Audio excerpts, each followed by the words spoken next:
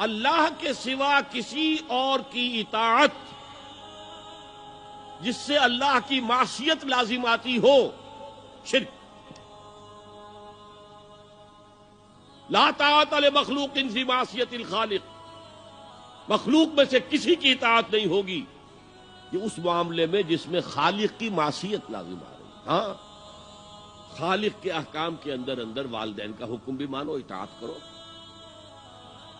اساتذہ کا حکم مانو، کسی اور کو اپنا لیڈر مانا ہے اس کا حکم مانو، لیکن ناٹ بیونڈ وہ جو سرکل ہے کتاب و سنت کا، اس سے باہر نہیں۔ لا طاعت لمخلوق فی معصیت الخالق، یہ آپ الجبرے کے فارمولے کے طور پر اپنے سامنے رکھیے۔ اب اسے اپلائی کیجئے، جیسے فارمولوں کے ذریعے سے پھر بڑے بڑے وہ سم جو ہے وہ حل کیے جاتے تھے سوالات۔ صبح کا وقت ہے، آنکھ بھی کھلی ہے، کوئی اذان کی آواز بھی کان میں آئی ہے،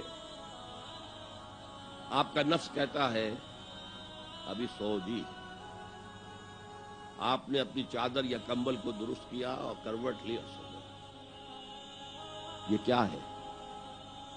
آپ نے کس کا حکم پیچھے پھینکا اور کس کا حکم مانا؟ اللہ کے حکم کو پیچھے پھینک دیا، نفس کے حکم کو آگے رکھ۔ یہ شرک، اس شرک کو جاننے والے بہت کم ہیں۔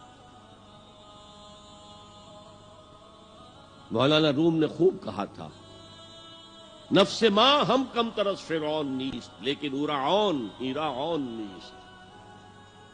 میرا نفس بھی فرعون سے کم نہیں ہے۔ فرعون نے کہا تھا نا الیس لی ملک مصر وہذہ الانہار تجری من تحتی، کیا اس ملک مصر کی حکومت میری نہیں ہے؟ اور سارا جو یہ آب پاشی کا نظام ہے، انہار کا نظام ہے، وہ میرے کنٹرول میں نہیں ہے؟ جس کا چاہوں موگا کھلا رکھوں، جس کا چاہوں بند کر دوں۔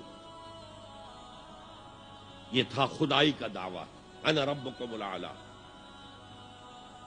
تو مولانا روم کہتے ہیں میرا نفس بھی اس سے کمتر نہیں ہے۔ وہ کہتا یہ جسم میرا ہے، اس پر میرا حکم چلے گا، میں نہیں جانتا کون اللہ کون رسول، کیا حرام کیا حلال۔ تو فرعون سے کم تو نہیں ہے میرا نفس، لیکن ایراعون اس کی بہت مدد تھی، فوج تھی، لاؤ لشکر تھا، تو اس نے زبان سے بھی کہہ دیا کھل کر انا ربکم الاعلی۔ میں مسکین ہوں، غریب ہوں، میرے پاس کوئی طاقت نہیں ہے، میں زبان سے تو کچھ نہیں کہہ سکتا، اندر سے میرا نفس یہی کہتا۔ یہ نفس کی حکومت قرآن کہتا ہے، میں حیران ہوتا ہوں، دو جگہ یہ مضمون آیا ہے، ارأیت من اتخذ الہہ ہواہ افانت تکون علیہ وکیلا۔ اے نبی تم نے دیکھا اس شخص کو، اس کے حال پر غور کیا جس نے اپنی خواہش نفس کو اپنا الہ بنا لیا ہے۔ اللہ اکبر، الہ لا الہ الا اللہ، کلمہ توحید کا مرکزی لفظ یہاں آ رہا ہے، من اتخذ الہہ ہواہ، جس نے اپنی خواہش نفس کو اپنا معبود بنا لیا، الہ بنا لیا۔ افانت تکون علیہ وکیلا، کیا آپ ایسے شخص کی کوئی ذمہ داری لے سکتے ہیں؟ سود حرام ہوا کرے جی، حرام ورام، ہمارا دھندا جو ہے وہ آگے بڑھ نہیں سکتا، تو اللہ کے حکم کو پیچھے ڈالا، نفس کے تقاضے کو آگے رکھا۔ کون معبود ہے آپ کا؟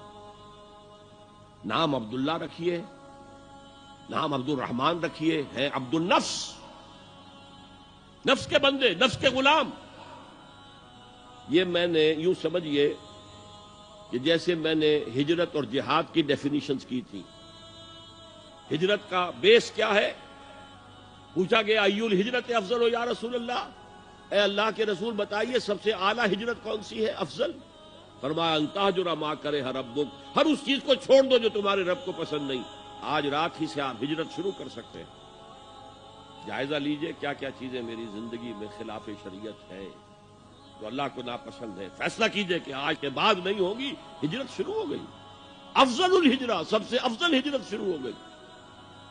لیکن ٹاپ پر لے جائیے تو یہ ہجرت جب اللہ کے دین کو قائم کرنے کی جدوجہد اس مرحلے پر آ جائے کہ اب باطل کے ساتھ ٹکراؤ ہے اور اب چاہیے کہ ساری قوت ایک مرکز پر جمع ہو جائے، ہجرت فرض کر دی گئی، وہ ہجرت گھر بار چھوڑ کر، اہل و عیال کو چھوڑ کر، اور مکے کے بھیڑیوں کے رحم و کرم پر چھوڑ کر اپنے گھر والوں کو جو لوگ ہجرت کر کے آئے، حکم تھا۔ ہجرت مدینہ فرض تھی، ہجرت حبشہ فرض نہیں تھی، صرف اجازت تھی کہ جن سے سختیاں نہیں جھیلی جا رہی مزید وہ چلے جائیں۔